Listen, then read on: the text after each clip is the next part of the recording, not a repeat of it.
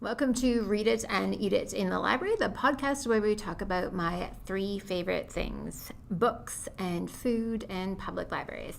My name is Ella Sikora, and today we are talking about Lessons in Chemistry by Bonnie Garmus.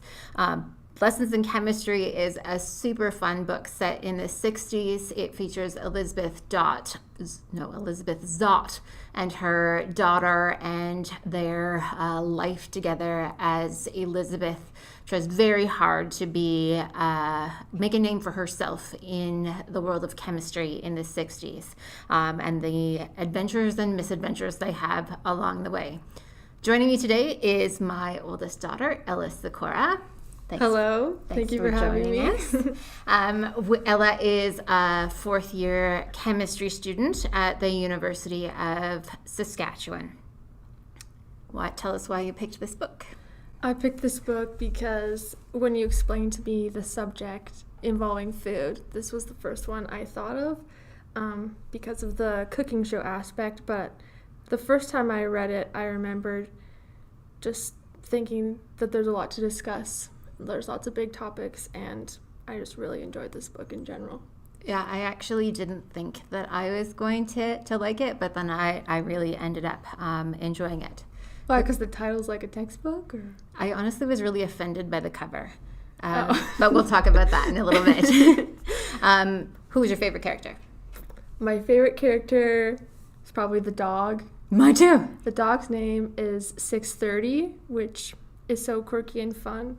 He adds a very interesting perspective to the story, and anything he's involved in is always better because he's there. He's so intelligent and improves the storyline because it makes it more interesting.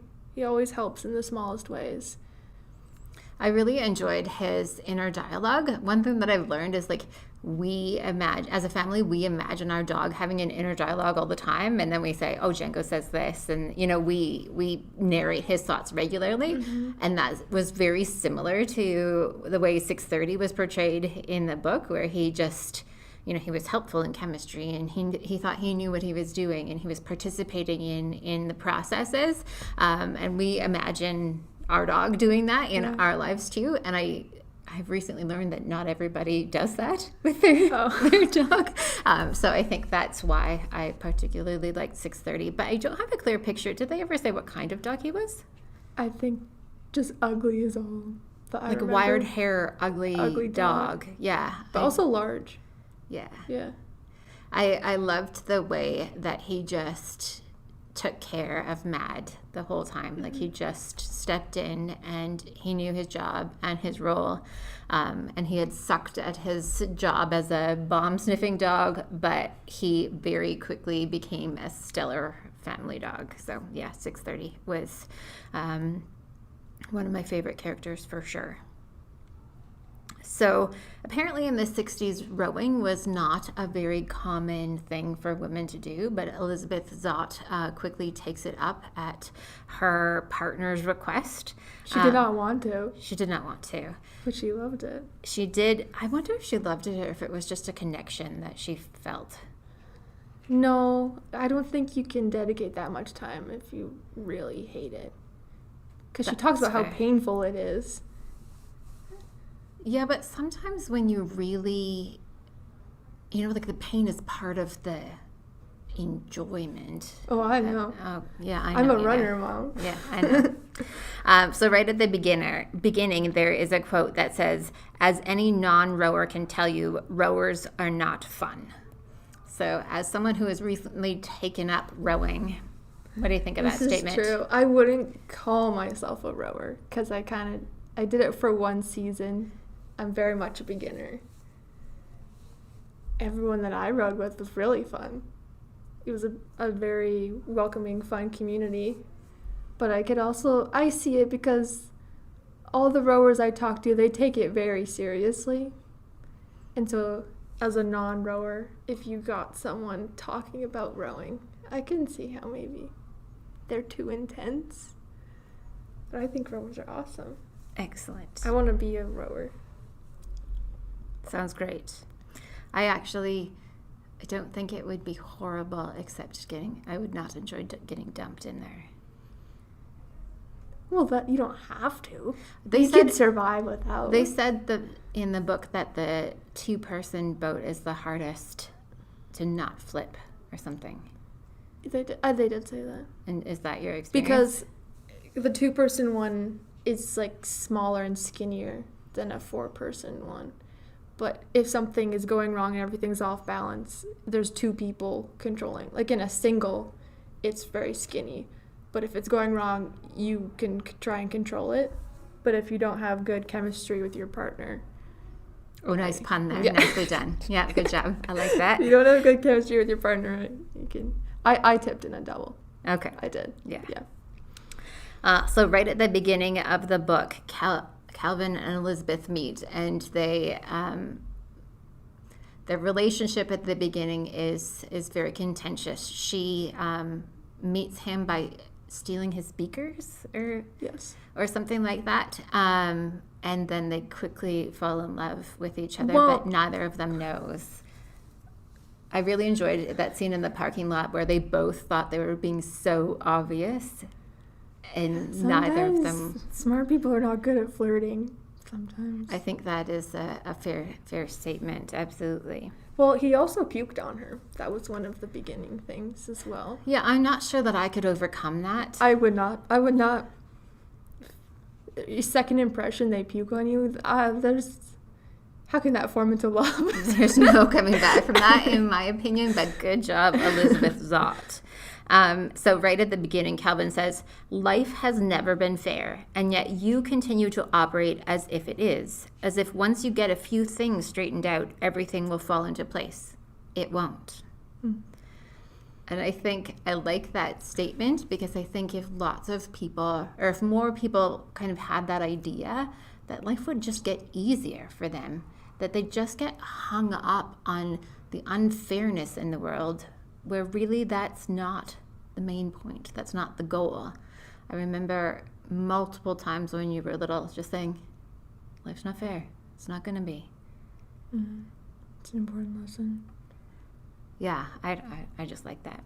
I remember this part in the story because you really want to root for Elizabeth to handle everything on her own, but there's a point where that's unreasonable. It's completely reasonable to accept help and support to get you, to achieve your goals.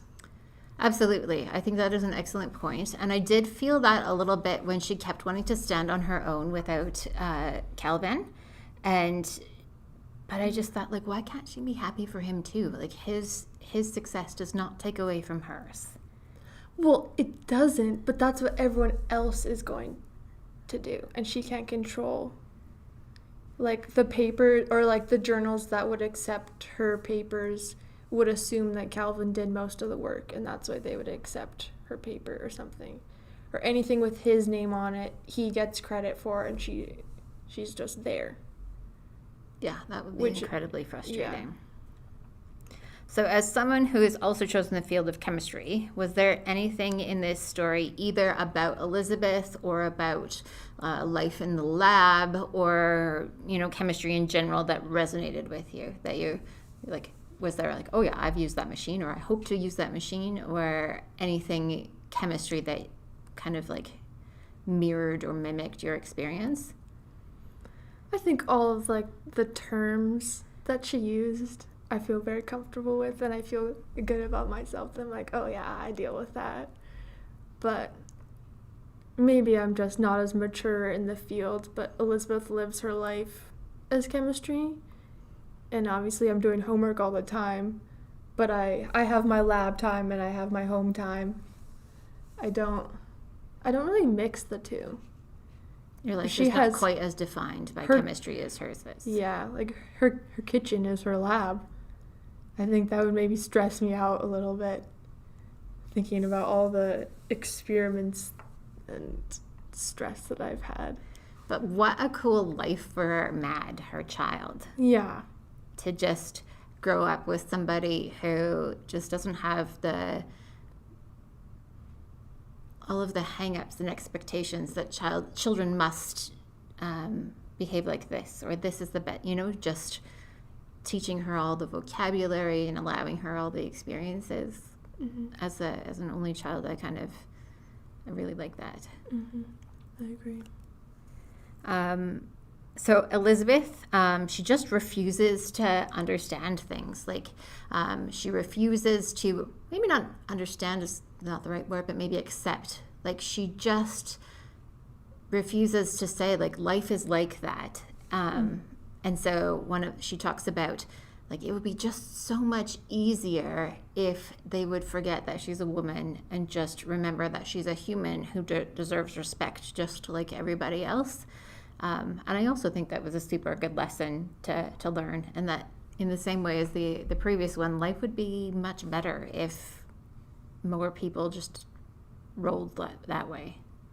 It really, it takes all the other characters quite off guard when she questions everything, because no one else seems to do that as much as her. Someone makes a statement and she's like, but that doesn't make any sense. Why does it have to be that way? And everyone's like, what do you mean? It just is. It's always like this. Yeah. I think there's a humor to her that she doesn't intend in many of those things. And I relate to that sometimes, because as a family, sometimes I'll say something and everyone's laughing. And I'm like, that was funny.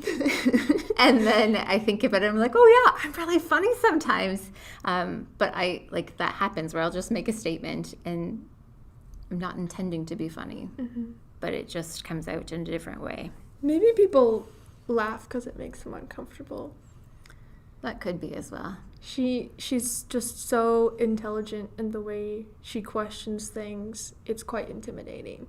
And she doesn't have a lot of the inhibitions that other people have, in terms of, like, she's willing to talk about a bunch of taboo topics because they're just facts of life in her opinion, and that's okay. There's just a blatant honesty that I didn't mind at all. I wonder if I personally would have a difficult time being friends with Elizabeth because of that.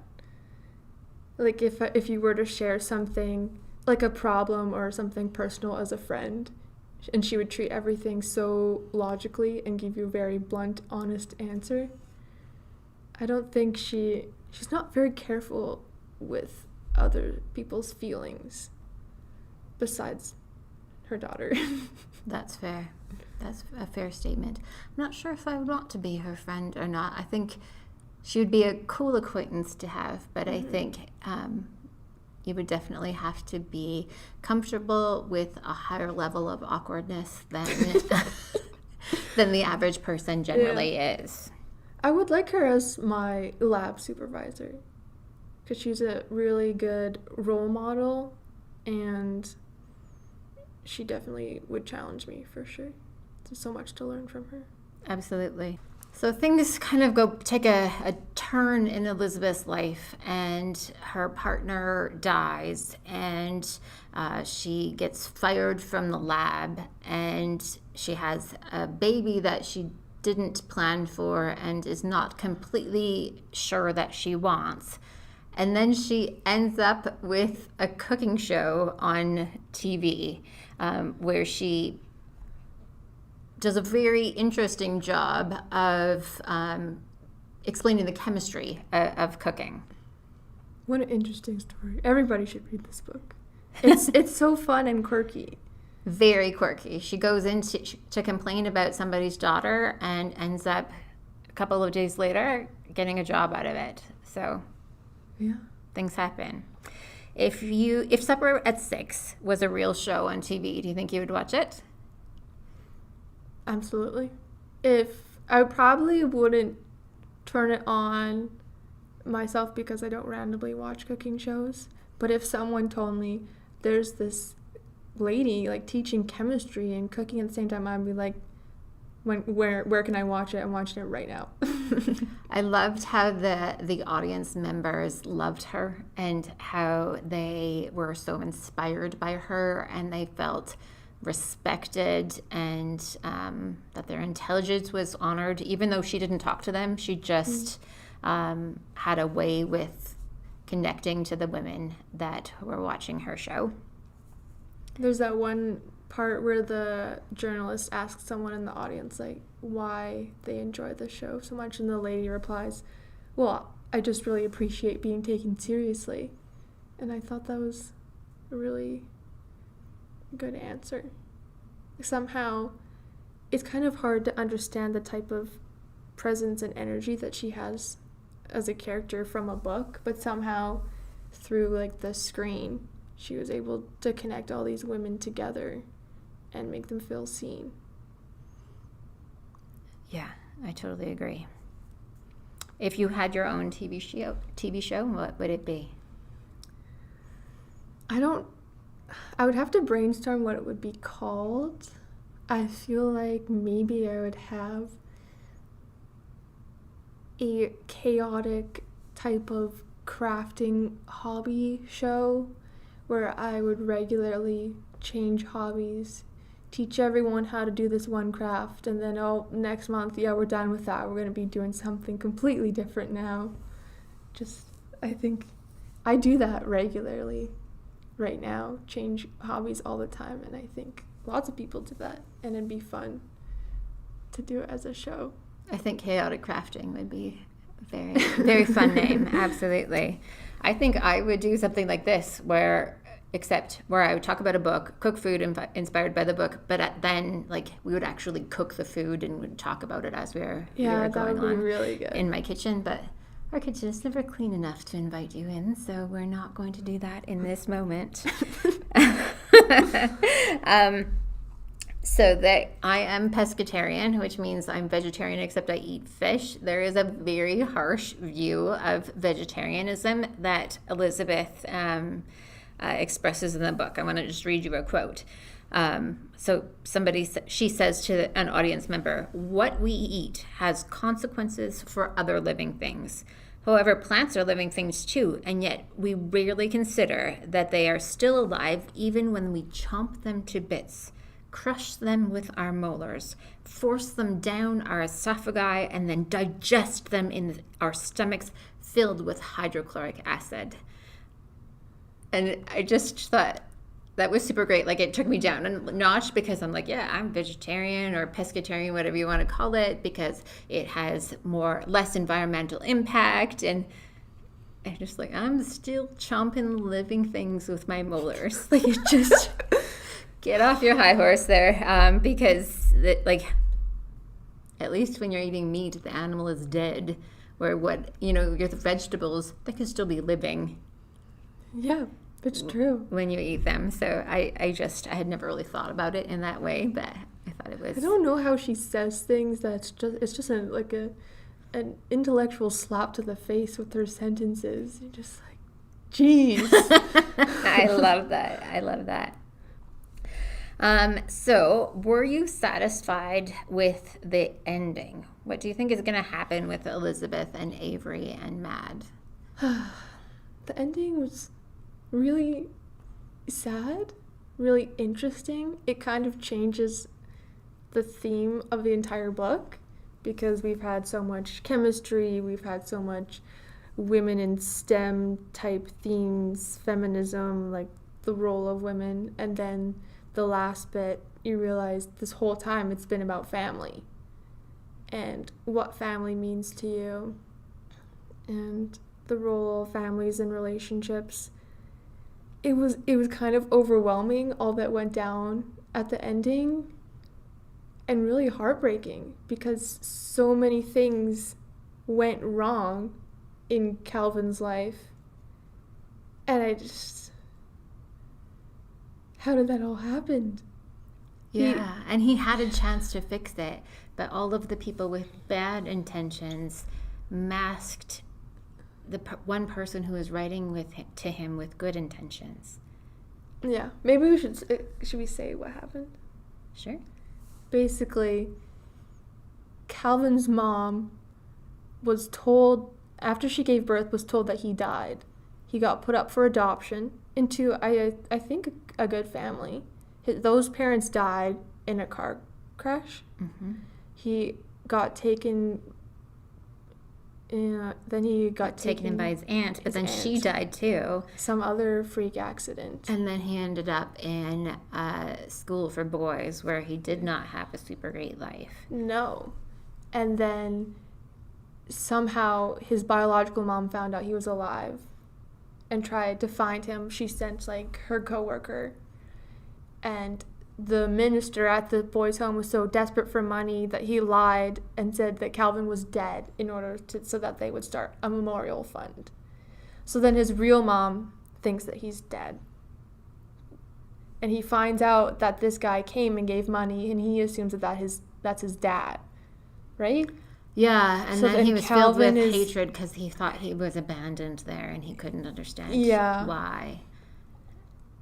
And then somehow the mom gets involved in again. So Calvin dies, and then at the end of the book, his biological mom comes and kind of funds Elizabeth's research and try to get her back into the lab, so she's no longer on the...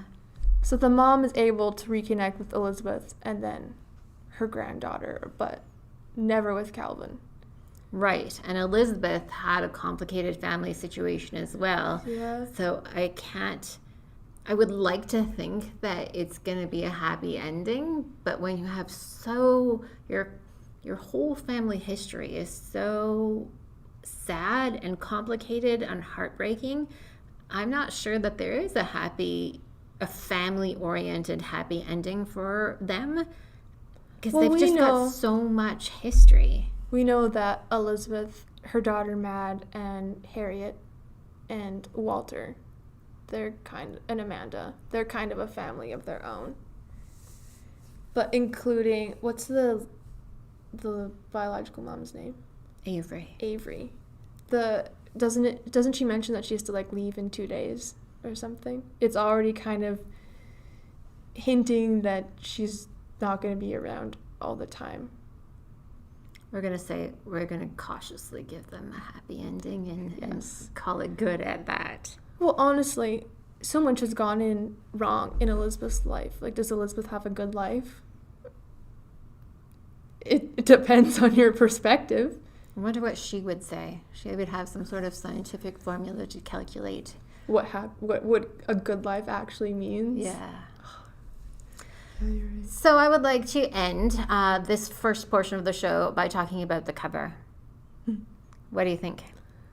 We can't show you for copyright reasons. It is like a fluorescent color with a cute woman with sunglasses, and in the reflection of the sunglasses is some chemistry equipment. Okay, the main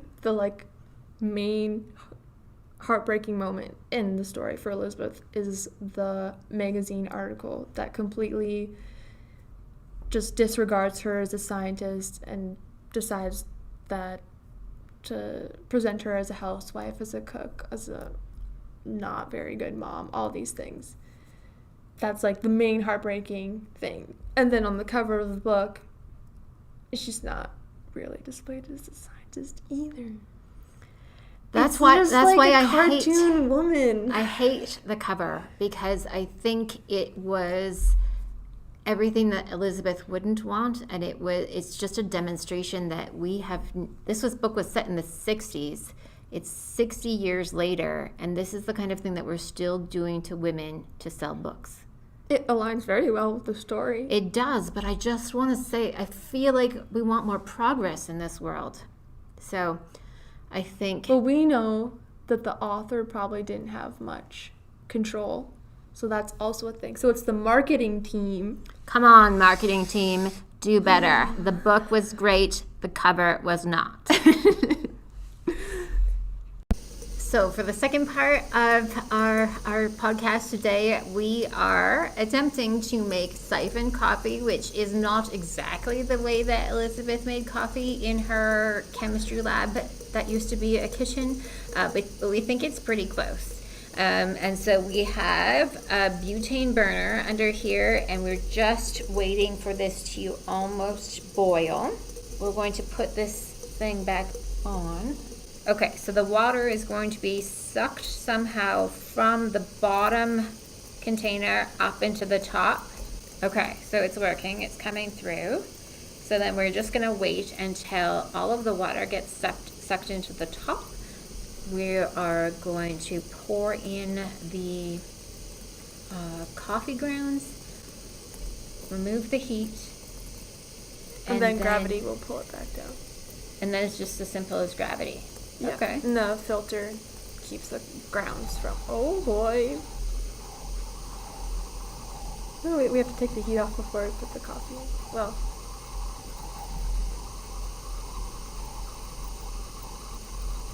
Is that good? Yeah, I think that's good. Choke the gas. Okay. Put this in. Yes. And we need to stir it.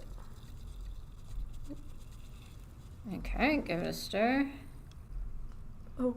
Did we do it right? I don't think we did it right because this is looking more like tea than coffee. Maybe we're supposed to leave the heat on for a while. Dad's gonna be upset. Sorry, Erin. We did it wrong. You did clearly tell us. Okay, we're not going to drink this. Know that, this is not indicative of our chemistry experience, but we do have a second portion of the food. So Elizabeth, in part of her cooking show, makes cinnamaldehyde cookies, and she says that makes every day go better or something like that. When it's always a good day when you have cinnamaldehyde cookies, and so cinnamaldehyde cookies are also known as cinnamon cookies, which in our family is snickerdoodle cookies. We make them quite regularly, multiple times at Christmas, and so cheers to our cinnamaldehyde cookies. Delicious. These snickerdoodles have cream of tartar in them, and so that just kind of makes it a softer, easier texture.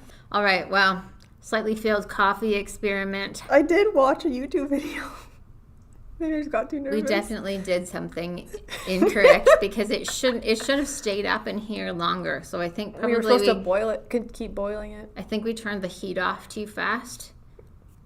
Better luck next time. Or maybe we're just meant to be siphon coffee drinkers rather than siphon coffee makers. I'm okay with that. That's also possible. I am absolutely okay with that. So there was lots of other options that we could have made.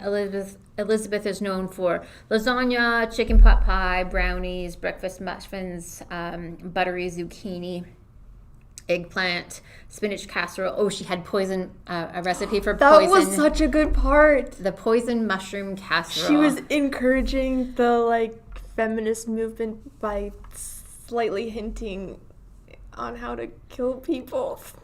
It was specifically the husbands. If you're stuck with a man you don't really want anymore, who isn't treating you well or respectfully, you might consider this poison mushroom casserole. These mushrooms, I can't remember the type, but they are commonly mistaken for a very harmless type of mushroom. And she said she was joking, but we all know she wasn't really. She doesn't really have that sense of humor, so... Good job, Elizabeth. The cinnamaldehyde cookies were fantastic. We're sad to not have tried the siphon coffee. Better luck next time. Okay, the third portion of our podcast is talking about public libraries. What is your favorite thing about Lloydminster Public Library, Ella? I feel like it's kind of it's an unfair question because by the time I started working here, you had already moved away. But you've had a few chances to hang out here. So what's your favorite part about Lloydminster Public Library? My favorite part is Frank and Teddy. I think I have 2 glorious Frank and Teddy creations. I love tearing apart the stuffies and making something just magnificent that everyone's just like, why did you do that? And I'm like, yeah, it's really awesome. Frank and Teddy is also my favorite program at the library. It's really quite popular. We do it right around Halloween. And so we get a bunch of well-loved stuffies, and you just cut off their head and sew it onto another one. And you give it 7 legs when it used to have 4. Or one year, I think I had a duck, and I cut off the beak and put a different animal head in place of the beak. Excellent. It was really good. I do love Frank and Teddy. It's one of my favorite things about Lloydminster Public Library for sure. What about at the university? What kind of libraries do you like to hang out at the university? The university, I spend lots of time in the science library, which is right around the dinosaurs. The St. Thomas More Library might be the best. Has very good library atmospheres with the stacks of old books and the nice chandeliers, and they always have snacks, and they also have comfy chairs by the windows. It's a really good choice.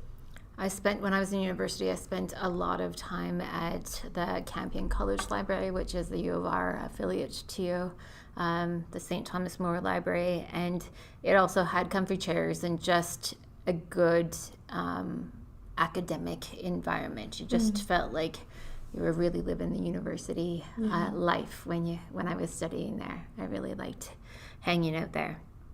What are you currently reading? What am I currently reading? Well, I just finished this book, but I'm going to go back to finish the book I was reading before, which is called Razor Girl. I haven't gotten too far into it, but I believe it's a very odd mystery where I can't really tell who the main character is and who to root for, because we have so many characters overlapping in the story, but I'm enjoying it so far. Excellent. I think that's by Carl Hyacin, right? Maybe. I've never read his adult stuff. I've read multiple, I think his book's called Hoot. Oh, okay. Yeah. And so I've read multiple of his middle years books, and I've really liked the environmental underpinning, and he has a really good way of showing that the underdog can make a difference, or that you're never just a kid, that anybody can make a positive impact on the world. I really like that about him. What book have you reread the most? You're not a rereader? No, I'm not a rereader either. And in general, I feel like there's a lot of books in the world and not enough time. And so there's always a good book to read next that you haven't read yet. Yeah, my TBR pile is much too long to spend too much time rereading books that I've already read. Yeah. Maybe I've read 8 Keys was like my childhood favorite chapter book. Potentially I've read that one 3 times. Okay. That still counts. All right. Well, thank you for joining us here today. I think we did learn some lessons in chemistry ourselves. There's got to be some sort of lesson in heat transfer that we're going to work on to fix our failed coffee experiment. But we'll figure it out for another time. So I'll ask my thermodynamics prof how to do this properly. Or don't. All right. Thanks for joining us.